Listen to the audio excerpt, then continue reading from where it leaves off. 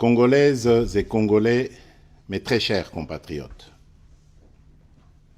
30 juin 1960, 30 juin 2022, 62 ans que notre pays, la République démocratique du Congo, commémore chaque année son accession à la souveraineté nationale et internationale avec la même ferveur dans la marche vers le développement intégral tant souhaité par tous. Le 30 juin 1960, cette date illustre, gravée de façon indélébile dans nos cœurs, est l'aboutissement de longues années de lutte sans relâche. Loin d'être un simple rituel, elle marque le couronnement historique des efforts inlassables de nos pères fondateurs, parmi lesquels Joseph Kasavubu et Patrice Emery Lumumba, dont la lutte que nous sommes appelés à pérenniser visait notre liberté et notre responsabilisation collective à prendre en charge notre propre destin, comme l'exprime si bien notre hymne national. Il s'agit d'un appel, un engagement pour chacun de nous à travailler pour rendre effective notre profonde aspiration à l'émancipation, à plus de démocratie et au progrès social en tant que peuple. Mes très chers compatriotes,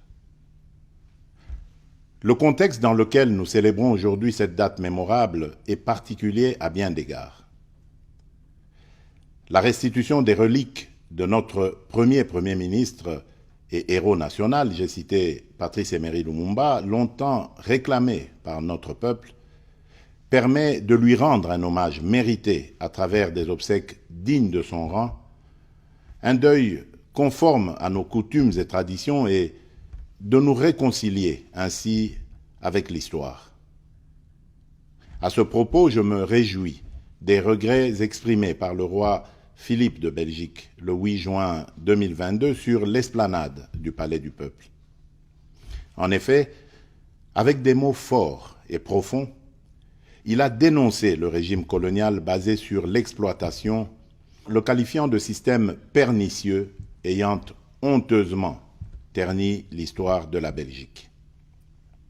Je me réjouis également des mots courageux prononcés le 20 juin dernier à Bruxelles par M. Alexander De Croo, Premier ministre, pour présenter les excuses officielles du gouvernement belge sur la manière dont son pays avait pesé sur la décision de mettre fin au jour de Patrice Emery Lumumba.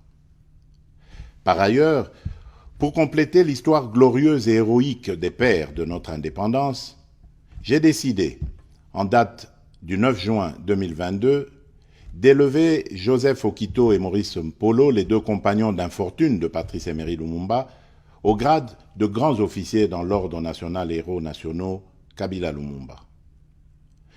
Mes très chers compatriotes, parlant de notre coopération bilatérale, en dépit des écueils qui ont émaillé notre parcours, la restitution officielle à notre pays par la Belgique du masque Kakungu du peuple Soukou augure une nouvelle ère et marque la dimension éminemment culturelle de cette nouvelle étape de la coopération belgo-congolaise. Cette restitution déclenche un véritable processus de réappropriation de notre patrimoine culturel et par là de notre identité. 62 ans après, la Belgique et notre pays sont désormais déterminés à se tourner résolument vers l'avenir et à écrire un nouveau chapitre de leur histoire afin de transmettre à la nouvelle génération une mémoire collective pacifiée. Mes très chers compatriotes, la célébration de ce jour a lieu dans un contexte sécuritaire particulièrement préoccupant qui affecte notre existence en tant que nation. Comme nous le savons, notre pays fait face à une énième agression de la part du Rwanda qui agit sous couvert du mouvement terroriste M23 et ce, en violation de tous les accords et traités internationaux. À ce sujet, garant de l'unité et de la cohésion nationale, je réitère mon serment constitutionnel de maintenir l'indépendance et l'intégrité territoriale et de sauvegarder l'unité nationale. Je rassure le peuple congolais.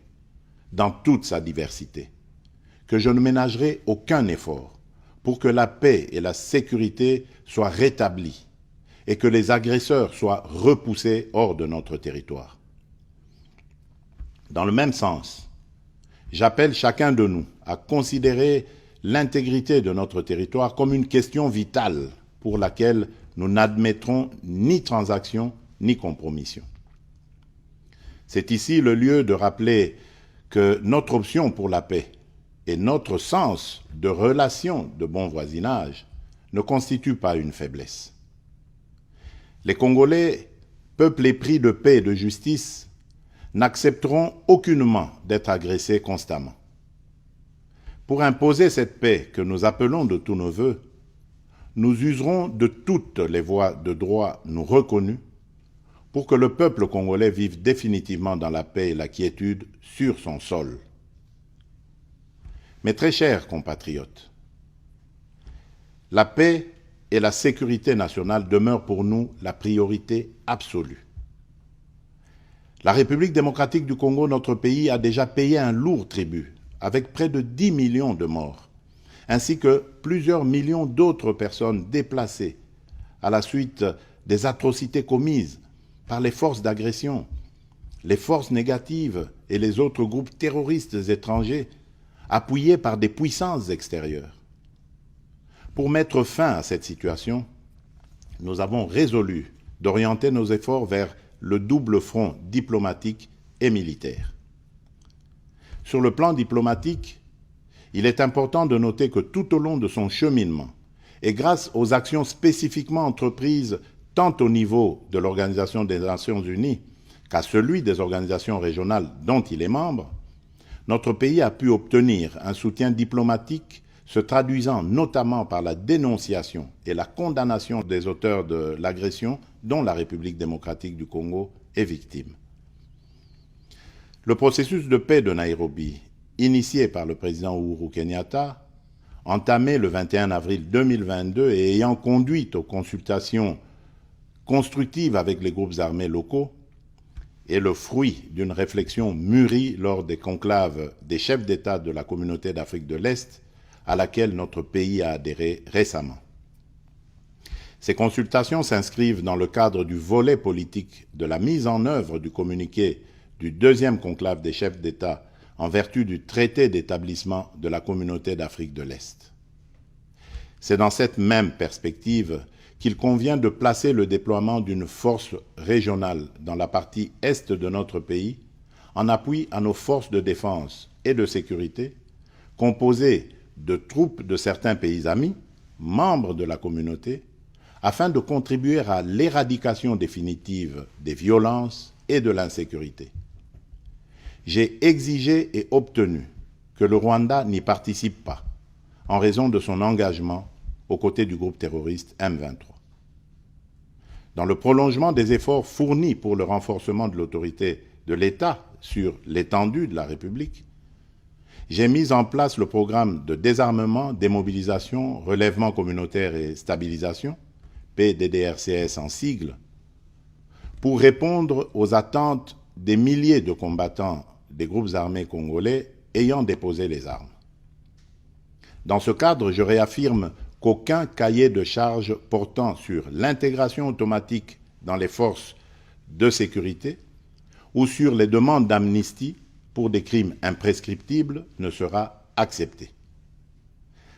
À ce sujet, j'en appelle à tous les autres groupes armés nationaux de s'engager sans retenue dans le processus de Nairobi et d'adhérer ainsi au programme DDRCS. Le gouvernement congolais, particulièrement au sujet de l'accord cadre d'Addis Abeba, au regard de différentes évaluations faites lors des réunions de haut niveau, a démontré sa volonté légendaire à travailler pour la paix et la sécurité collective dans la région en respectant ses engagements, ce qui n'est pas le cas pour d'autres. Mes très chers compatriotes, sur le plan militaire, l'état de siège que j'ai proclamé en application des dispositions pertinentes de notre Constitution et dont les résultats sont de plus en plus palpables au-delà des évaluations à venir, répond à l'impératif de paix et de sécurité évoqué plus haut. Il a permis de démasquer les véritables ennemis de notre pays.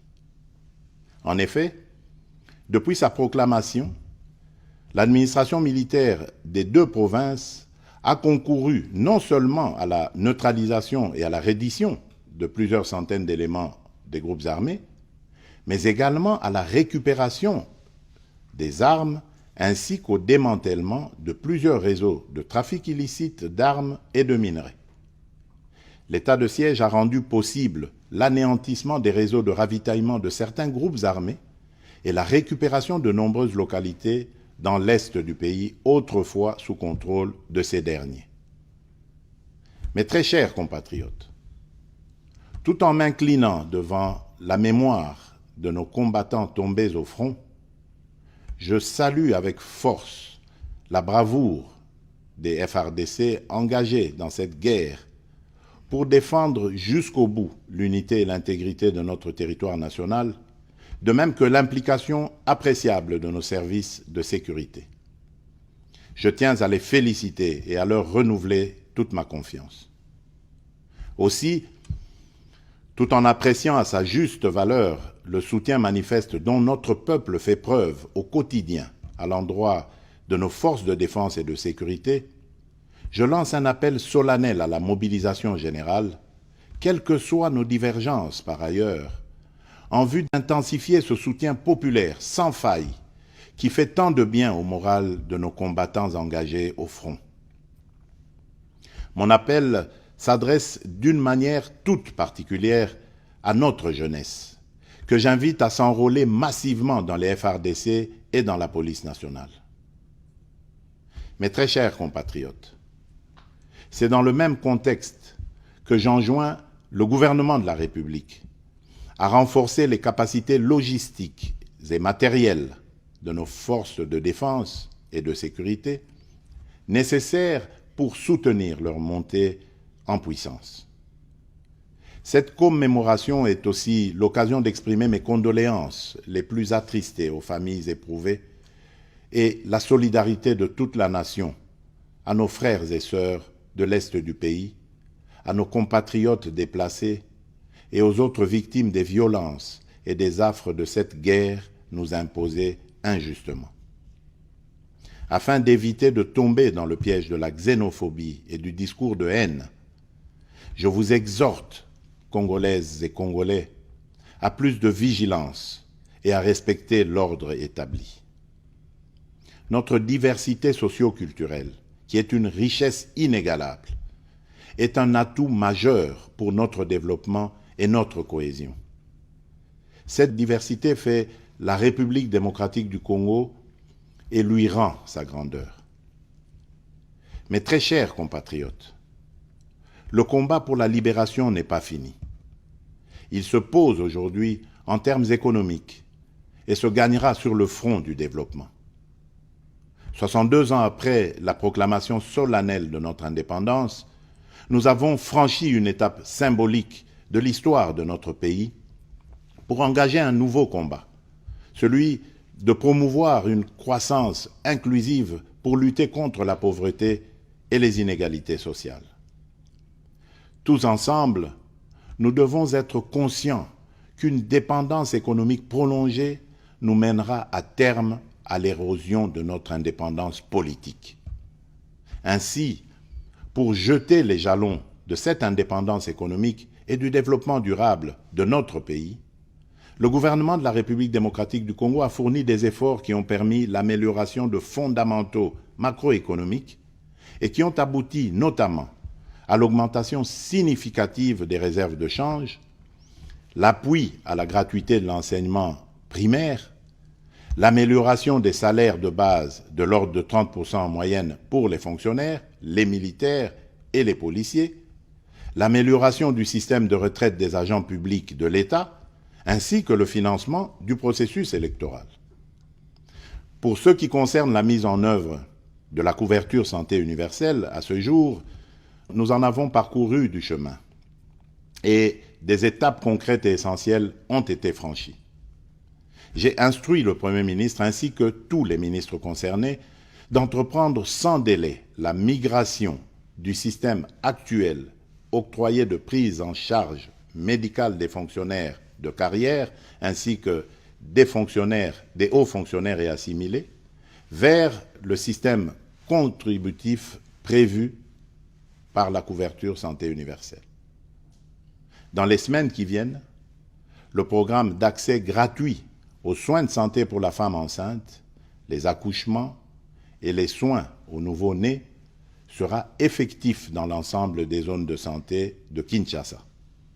Ensuite, ce programme s'étendra progressivement aux autres provinces du pays. Sous mon impulsion, le pays s'est lancé dans un ambitieux programme de réformes économiques. Ces dernières se complètent sur le plan financier par une mobilisation importante des ressources, tant internes qu'externes, lesquelles ont diversifié les sources de nos revenus. Il en va de même des efforts consentis pour améliorer le climat des affaires, renforcer la lutte contre la corruption, le blanchiment des capitaux et le financement du terrorisme, tout ceci en vue d'attirer des investissements étrangers.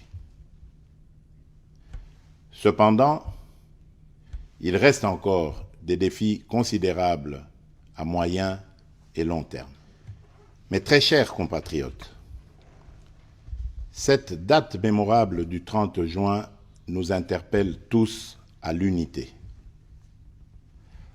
Par-delà nos diversités de tous ordres, et au regard des menaces et autres velléités dont le pays est victime, ce 30 juin à la saveur si particulière est une date qui doit absolument nous rassembler, symboliser et galvaniser notre serment de vivre ensemble, unis par le sort et dans l'effort, serment que nous avons hérité de nos pères fondateurs et que nous devons, à notre tour, vertueusement transmettre aux générations futures.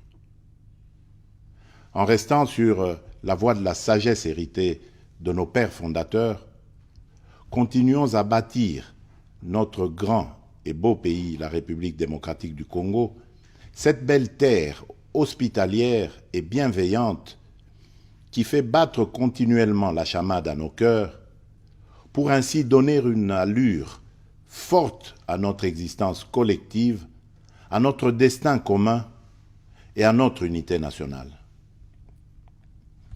Bonne et heureuse fête de l'indépendance à toutes et à tous.